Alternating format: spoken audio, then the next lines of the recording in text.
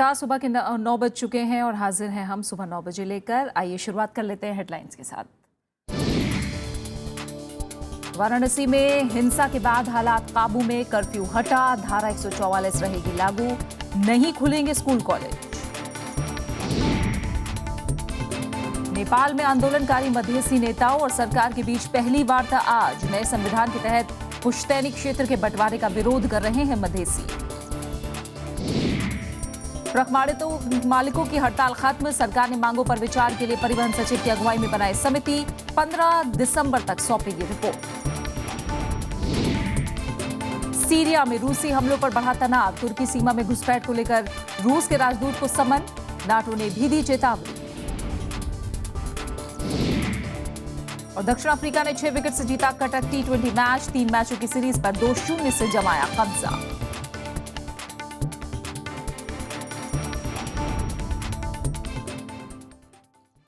खबरों की शुरुआत वाराणसी में कल हिंसा के बाद शांति बहाली से। वाराणसी में कर्फ्यू हटा लिया गया है, लेकिन एहतियातन शहर में धारा 144 लागू रहेगी। इस दौरान सभी स्कूल कॉलेज बंद रहेंगे।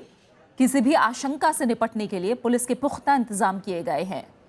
कल शहर में विरोध यात्रा के दौरान जमकर हिंसा और आगजनी हुई थी, जिसके बाद दशाश्वेग समेत 4 थाना क्षेत्रों में कर्फ्यू लगा दिया गया था। लोग पिछले दिनों गणेश मूर्ति विसर्जन के दौरान हुई साधुओं की पिटाई का विरोध कर रहे थे। गुस्साई भीड़ ने कई वाहनों को आग लगा दी थी। इसके बाद हालात पर काबू पाने के लिए पुलिस को लाठीचार्ज करना पड़ा और आंसू गैस छोड़नी पड़ी थी।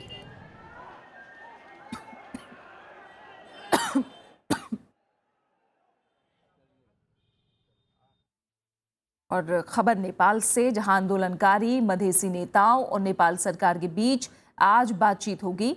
इस बातचीत की पहल से हिंसा और नाकाबंदी से जूझ रहे नेपाल को राहत मिलने की उम्मीदें जगी हैं।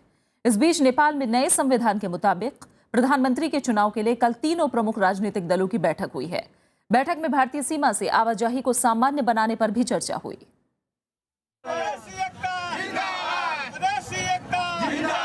नेपाल में नए संविधान के विरोध में पिछले 52 दिनों से जारी मधेशियों के आंदोलन के बाद आज का दिन काफी महत्वपूर्ण हो सकता है। पहली बार नेपाल सरकार और मधेसी आंदोलनकारी वार्ता की मेज पर आने को राजी हुए हैं। नेपाल के वन मंत्री महेश आचार्य के मुताबिक बातचीत में सरकार की ओर से 3 सदस्य और मधेसी पार्टियों की ओर से 4 सदस्य इस प्रतिनिधिमंडल में शामिल होंगे। मधेसी दल का नेतृत्व ज्वाइंट मधेसी फ्रंट कर रहा है। सीमांकन तो एक मुख्य समस्या है। जो हमारी धरती है, मधेश की धरती है, तराई की धरती है, उसको पहाड़ के प्रदेश में मिला लिया गया है। तो मधेश थरवट प्रदेश जो हमारा बनाना है उसमें कठिनाई हो रही है। तो पहला तो इशू पर हम प्रवेश करेंगे तो सीमांकन तो हमारा होगा ही।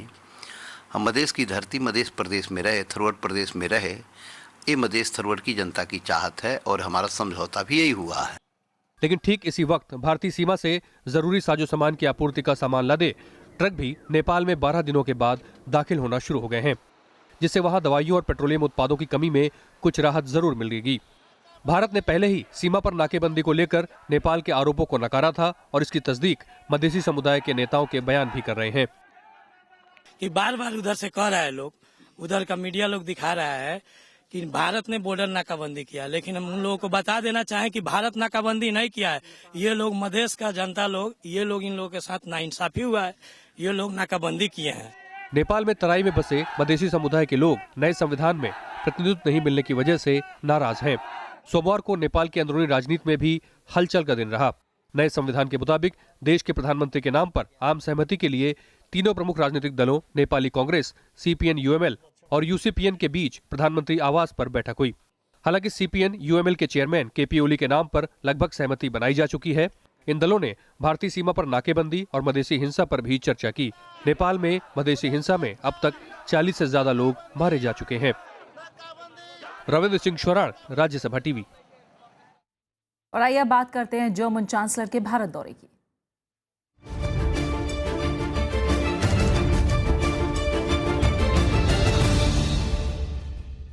भारत दौरे पर आई जर्मनी की चांसलर एंजेला मर्केल यात्रा के दूसरे चरण में आज बेंगलुरु में हैं।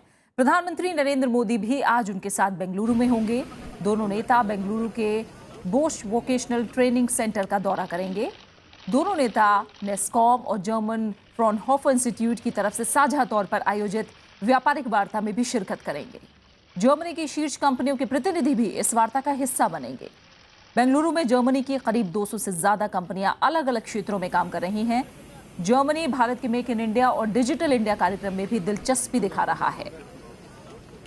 सोमवार को दिल्ली में हुई बातचीत में दोनों देशों ने आईटी और मैन्युफैक्चरिंग के क्षेत्र में तकनीक और नई खोजों को साझा करने पर सहमति जताई है।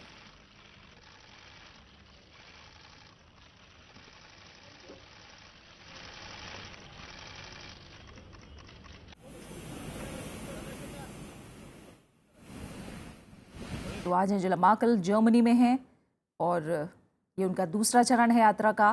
प्रधानमंत्री नरेंद्र मोदी भी आज बेंगलुरु में होंगे।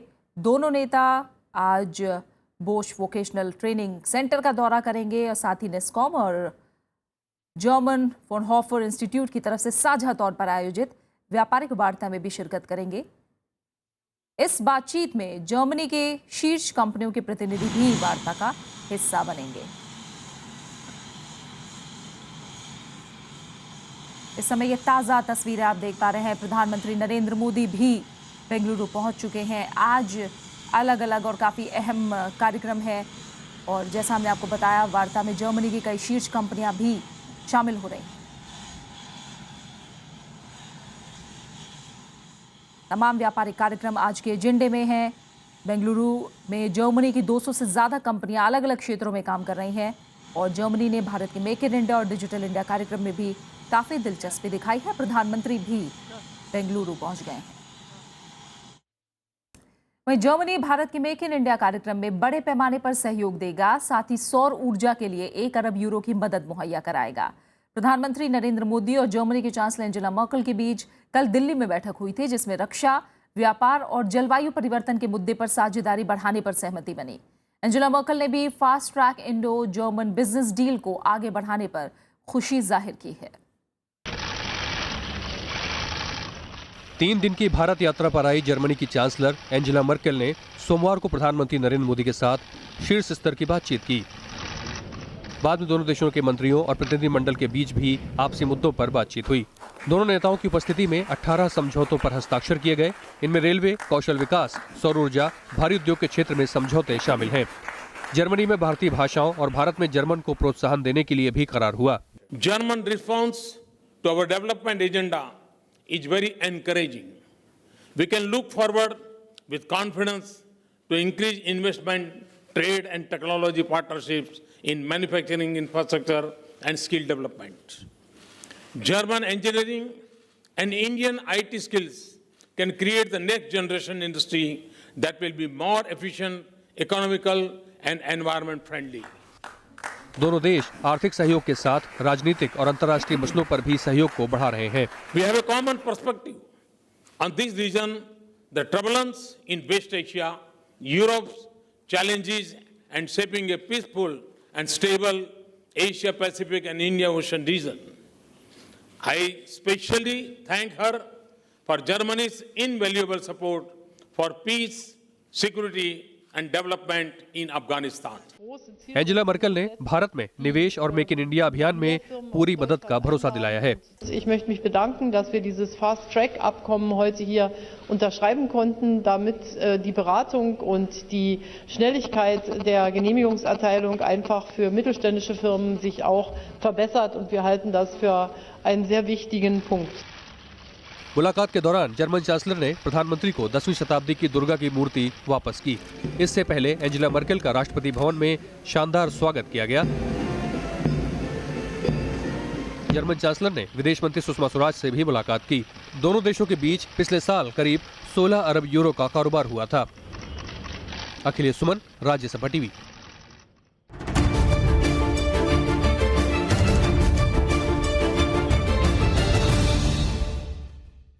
और अब बिहार विधानसभा चुनाव से जुड़ी कुछ अहम खबरें। आरजेडी अध्यक्ष लालू प्रसाद यादव और बीजेपी के वरिष्ठ नेता सुशील मोदी को आज आचार संहिता उल्लंघन मामले में चुनाव आयोग के नोटिस का जवाब देना है। चुनाव आयोग ने दोनों नेताओं को 1 अक्टूबर को कारण बताओ नोटिस जारी किया था। आरजेडी अध्यक्ष लालू प्रसाद यादव पर राघोपुर की रैली में प्रचार के दौरान जातिगत बयान देने का आरोप है। उन्होंने 29 सितंबर की राघोपुर रैली में जातिगत टिप्पणी करते हुए बिहार चुनाव को अगड़ी और पिछड़ी जाति के बीच की लड़ाई बताया था, जबकि बीजेपी के वरिष्ठ नेता सुशील मोदी ने भभुआ की रैली में जनता से लोक लुभावन वादे किए थे।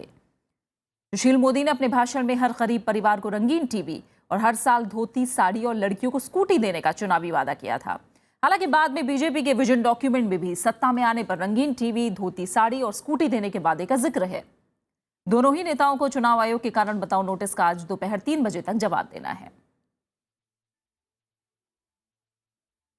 लालू प्रसाद यादव के साथ सोनिया गांधी और राहुल गांधी के मंच साझा नहीं करने की खबर को लेकर बहस तेज हो गई है।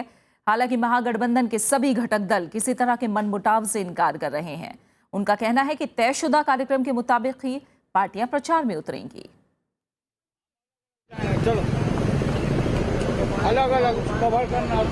बिहार के पूर्व मुख्यमंत्री लालू प्रसाद यादव ने अपने बयानों से इस बात की पुष्टि कर दी कि कांग्रेस अध्यक्ष सोनिया गांधी और उपाध्यक्ष राहुल गांधी के साथ वो किसी रैली को संबोधित नहीं करेंगे।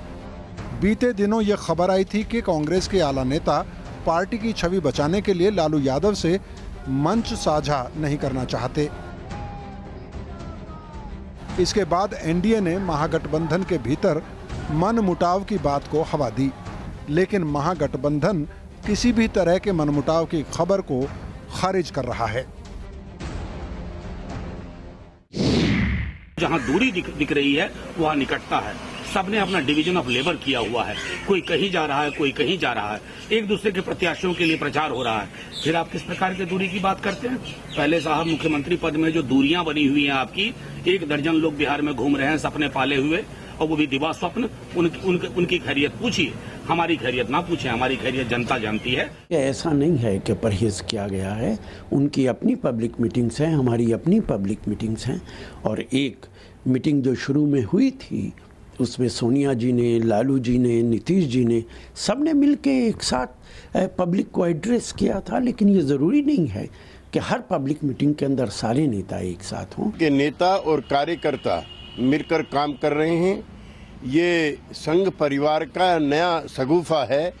आरजेडी और जेडीयू को कांग्रेस पार्टी की नेता श्रीमती सोनिया गांधी और राहुल गांधी के साथ मंच शेयर करने में, जॉइंट कैंपेन करने में कोई दिक्कत नहीं है। महागठबंधन के ऐलान के बाद तीनों पार्टियों ने पटना के गांधी मैदान में स्वाभिमान रैली की थी। इस रैली में कांग्रेस अध्यक्ष सोनिया गांधी, आरजेडी अध्यक्ष लालू प्रसाद यादव और बिहार के मुख्यमंत्री नीतीश कुमार ने शिरकत की थी। हालांकि उसके बाद तीनों नेताओं ने कभी मंच साझा नहीं किया, लेकिन महागठबंधन का कहना है कि सभी जिलों में प्रचार कार्यक्रम को देखते हुए यह मुमकिन नहीं हो पा रहा है। Bureau report, Rajya Sabha TV. Bihar में बीजेपी अध्यक्ष अमित शाह एक खास रणनीति के प्रचार में जुटे हुए हैं। एक तरफ जहां वो प्रदेश भर के कार्यकर्ताओं के साथ बैठक कर रहे हैं, तो दूसरी तरफ रैलियों के जरिए विरोधियों को घेर रहे हैं। सोमवार को उन्होंने सुपौल की रैली में नीतीश कुमार की जमकर आलोचना की। बिहार की सत्ता में बीजेपी को काबिज कराने के लिए अमित शाह दिन रात पसीना बहा रहे हैं। सुपौल की रैली में उनके निशाने पर नीतीश रहे। अमित शाह ने नीतीश कुमार को महत्वाकांक्षी करार दिया। उन्होंने कहा कि नीतीश की ख्वाहिश प्रधानमंत्री बनने की थी, लेकिन जब ऐसा नहीं हुआ तो वो एनडीए से अलग हो गए। और आपने प्रधानमंत्री बनने की महत्वाकांक्षा के कारण जदयू भाजपा की सरकार को तोड़ दिया। हमें कोई सत्ता का मोह नहीं, मगर तोड़कर क्या किया? तोड़कर मुख्यमंत्री बनने के लिए जिस लालू का आप विरोध करते थे 20 साल से, उसके कंधे पर बैठकर आप मुख्यमंत्री बनकर बिहार के जनादेश की पीठ में छुरा भोंकने का काम उन्होंने लालू प्रसाद की भी तीखी आलोचना की। लालू प्रसाद यादव को अमित शाह ने बिहार को लोकतंत्र की जननी बताते हुए पूर्ण बहुमत के साथ एनडीए की सरकार बनने का दावा किया। बिहार की जनता ने 50 साल तक मौका दिया है कांग्रेस पार्टी को, 15 साल तक मौका दिया है, लालू प्रसाद यादव को और 10 साल तक मौका दिया है। नीतीश कुमार को बिहार का भला किसी ने नहीं किया। एक 5 साल आप भारतीय जनता पार्टी को मौका दे दे, हम बिहार को देश का नंबर 1 राज्य बना सकते हैं। अमित शाह 29 सितंबर से बिहार में डेरा जमाए हुए हैं। इस दौर में उनका जोर सुपौल समेत 5वें चरण के 9 जिलों की सीटों पर है। Bureau report, Rajya Sabha TV.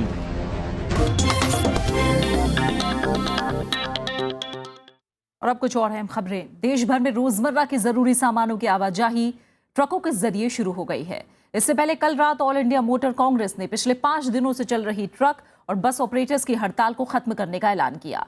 केंद्रीय सड़क परिवहन और राजमार्ग मंत्री नितिन गडकरी ने ट्रांसपोर्ट एसोसिएशन के प्रतिनिधियों के साथ कल बैठक की और एसोसिएशन की मांगों को अमल में लाने का आश्वासन दिया। सरकार ने ट्रांसपोर्टर्स की मांगों पर विचार विमर्श के लिए सड़क परिवहन और राजमार्ग सचिव की अध्यक्षता में समिति का गठन किया है, जो 15 दिसंबर तक अपनी रिपोर्ट सौंपेगी। इस समिति में ट्रांसपोर्टर्स के प्रतिनिधि भी शामिल होंगे। ट्रक ऑपरेटर्स सरकार से टोल बैरियर हटाने और टीडीएस खत्म करने की मांग कर रहे हैं। कि आप जब आपकी मांगों पर हम लोग चर्चा कर रहे हैं, आपकी कमेटी उसके ऊपर अध्ययन करने वाली है, तो आप आपके स्ट्राइक को आप फॉलो अप करिए। और उन्होंने हमारी बात को समर्थन किया और ये स्ट्राइक वापस लेने के बारे में डिक्लेरेशन किया। मैं उनको बहुत बहुत धन्यवाद देता हूँ। हमारे माननीय मंत्री जी ने भी बड़ी एक इच्छा शक्ति जताई कि वो इन समस्याओं का समाधान करेंगे। इन्हीं के आश्वासन के ऊपर आज हमने स्ट्राइक कॉल ऑफ की है। इसके लिए कमेटी बनेगी जिसमें AIMTC और भारत सरकार के रिप्रेजेंटेटिव्स होंगे। वो कमेटी मेरी अध्यक्षता में होगी और इस कमेटी ने 15 दिसंबर तक का टाइम मांगा है। तो जितने भी इश्यूज हम रिजॉल्व कर सकते हैं हम उसका रेजोल्यूशन करेंगे। देश भर में बंदरगाहों के विकास के लिए दिल्ली में सागरमाला एपेक्स कमेटी की पहली बैठक हुई। इस बैठक में राज्यों से आए हुए प्रतिनिधियों समेत कई केंद्रीय मंत्रियों ने भी हिस्सा लिया।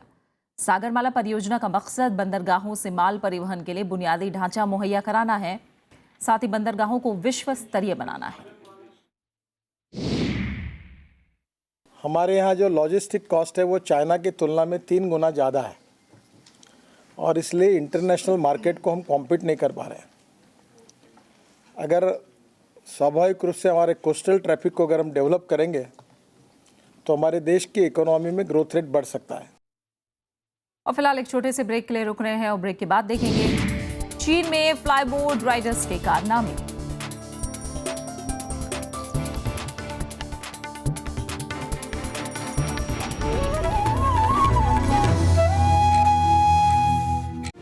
महामहिम राज्यपाल में आपका स्वागत है। लोकतंत्र की हिफाजत। आज हमारे दिव्य देश में प्रजातंत्र सुखदाई, प्रजातंत्र का काम प्रजा की होती रहे भलाई। तो प्रजातंत्र के माध्यम से सत्ता में आने के बाद प्रजा की भलाई के बारे में कौन सोचता है? संविधान की मर्यादा। हमारी शिक्षा व्यवस्था को एडजस्ट करना है, अपने स्वरूप को बदलना है, अपने को ट्रांसफॉर्म करना है। जनता के हित का पक्का है वादा। ये जो शैक्षिक क्षेत्र है ये लोकतंत्र का 5वां स्तंभ है।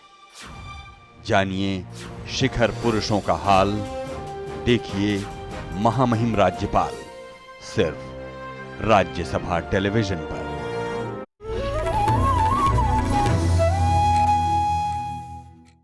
राजधानी दिल्ली में डेंगू के मरीजों की संख्या 7,600 से ज्यादा हो गई है। पिछले एक हफ्ते में डेंगू के 1,624 नए मामले सामने आए, जिसमें से 8 की मौत हो गई। डेंगू से इस सीजन में अब तक 38 लोगों की मौत हो चुकी है। हालांकि सरकारी अस्पतालों का आंकड़ा 25 है। इस साल 1996 के बाद सबसे ज्यादा डेंगू के मामले सामने आए हैं। दादरी घटना के बाद केंद्रीय गृह मंत्रालय ने सभी राज्यों को एडवाइजरी जारी की है। मंत्रालय ने सांप्रदायिक और धार्मिक सौहार्द बिगाड़ने की किसी भी वारदात से कड़ाई से निपटने की सलाह दी है। सभी राज्यों से कहा गया है कि वो ऐसी घटनाओं के खिलाफ जीरो टॉलरेंस दिखाएं। वहीं अल्पसंख्यक मामलों की मंत्री नजमा हेपतुल्ला ने कहा है कि दादरी घटना के दोषियों को कानून के मुताबिक सजा मिलेगी। घरेलू हिंसा के आरोप में गिरफ्तार आम आदमी पार्टी के विधायक सोमनाथ भारती को 19 अक्टूबर तक जेल में रहना होगा। द्वारका कोर्ट ने उनकी न्यायिक हिरासत 14 दिन के लिए बढ़ा दी है। इस बीच भारती ने जमानत के लिए सत्र अदालत में अर्जी दी है। इस पर आज सुनवाई होगी। सोमवार को इस मामले की सुप्रीम कोर्ट में भी सुनवाई हुई। भारती की पत्नी लिपिका मित्रा ने समझौते से इनकार कर दिया है। चालू वित्त वर्ष में राजस्व वसूली 50,000 करोड़ रुपए कम रह सकती है। कुल कर वसूली 14 लाख करोड़ रुपए रहने का अनुमान है, जबकि बजट में यह लक्ष्य 14.5 लाख करोड़ रुपए का था। हालांकि वित्त मंत्रालय के सचिवों का दावा है कि कम कर वसूली के बावजूद विकास दर 7.5% से ज्यादा रहेगी। जहां दुनिया मंदी से गुजर रही है, वहीं भारत सर्वाधिक तेजी से विकास कर रहा है, जिसकी सबसे बड़ी वजह व्यापार की मुश्किलों का दूर होना और एफडीआई बढ़ना है। पिछले दशक में हुए आर्थिक विकास के चलते भारत में गरीबी बढ़ने की दर दुनिया में सबसे कम रही है। विश्व बैंक की तरफ से जारी 2012 के आंकड़ों के मुताबिक देश में आर्थिक विकास, खासकर बुनियादी क्षेत्र में निवेश से गांव में रहने वाली जनसंख्या के जीवन स्तर में बेहतरी आई है और गरीबी बढ़ने पर लगाम लगी। हालांकि विडंबना यह भी रही कि इस दौरान भारत दुनिया में सबसे ज्यादा गरीबों वाला देश था। विश्व बैंक का अनुमान है कि चालू वित्त वर्ष यानी 2015-16 में भारत की विकास दर 7.5% रहेगी। बैंक के मुताबिक 2015 में दुनिया भर में गरीबों की तादाद में 9.6% कमी आने की उम्मीद है। अगर यही चलन बरकरार रहा तो 2030 तक दुनिया से गरीबी का खात्मा हो जाएगा। आइए कुछ अहम अंतर्राष्ट्रीय खबरों की बात करते हैं। सीरिया में आतंकी संगठन आईएस के खिलाफ कार्रवाई के मुद्दे पर अमेरिका और रूस के बीच तनातनी बढ़ गई है। इस बीच नेटो ने भी रूस को सीरिया में सरकार विरोधियों और नागरिकों पर हवाई हमले बंद करने की चेतावनी दी है। हालांकि रूस ने साफ किया है कि वो आईएस को निशाना बनाकर ही हमले कर रहा है।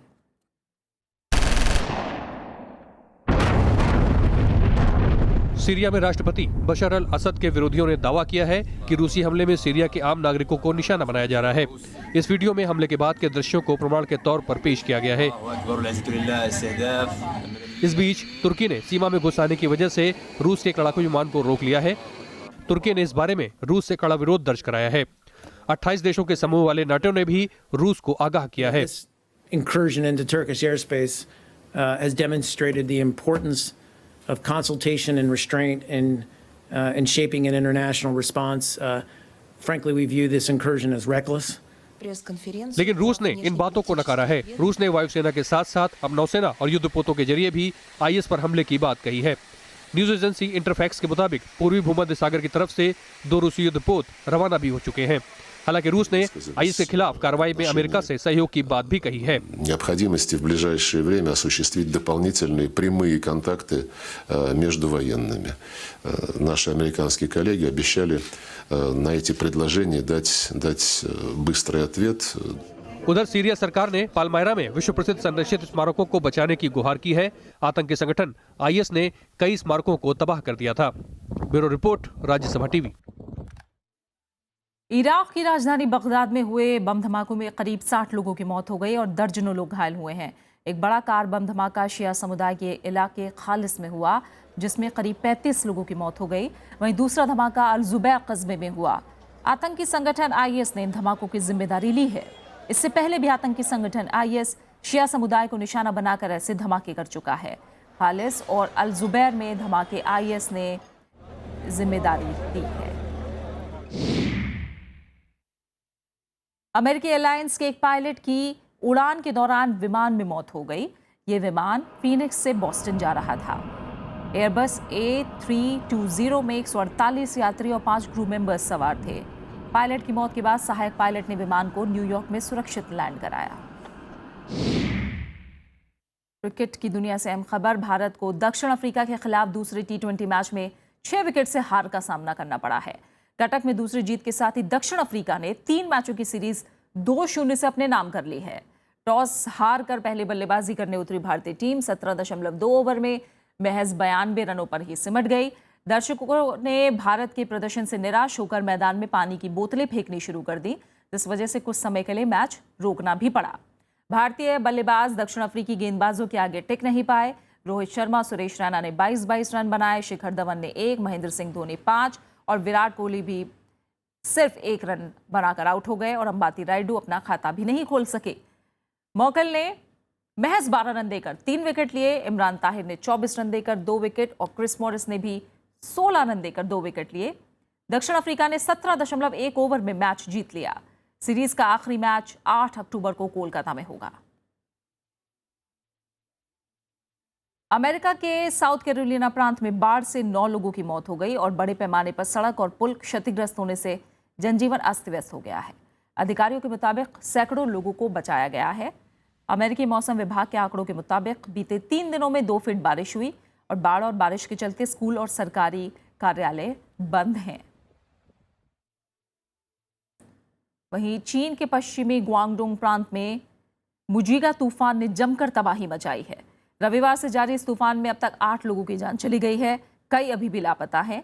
वहीं लैटिन अमेरिकी देश ग्वाटेमाला में भारी बारिश के बाद हुए भूस्खलन से 131 लोग मारे गए हैं।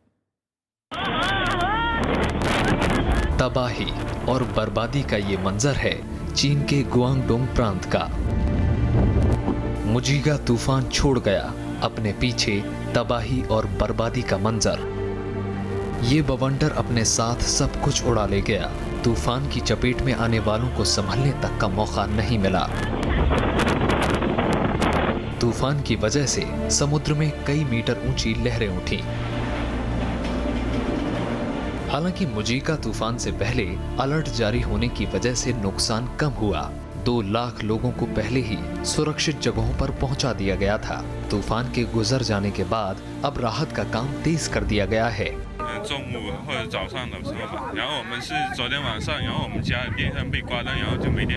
जहां चीन तूफान से तबाह है, वहीं अमेरिका भारी बारिश से बेहाल है। ग्वाटेमाला सिटी के बाहर भारी बारिश के बाद हुए भूस्खलन से 100 से ज्यादा लोग मारे गए। भूस्खलन के बाद यहां पर करीब 1800 बचावकर्मी राहत और बचाव काम में लगे हैं। Bureau report, Rajya Sabha TV. और चीन में तूफान के बाद चीन के समुद्र में खेलते जाबाजों की खबर। चीन के तियानजिन में समुद्र पर फ्लाईबोर्ड राइडर्स ने ऐसे कारनामे दिखाए कि देखने वालों ने अपने दांतों तले उंगली दबा ली। समुद्र के ऊपर और अंदर इन राइडर्स के कारनामे देखकर वहां मौजूद लोगों ने इसका जमकर लुत्फ उठाया। इन तस्वीरों के जरिए आप भी देख सकते हैं इन राइडर्स के कारनामे।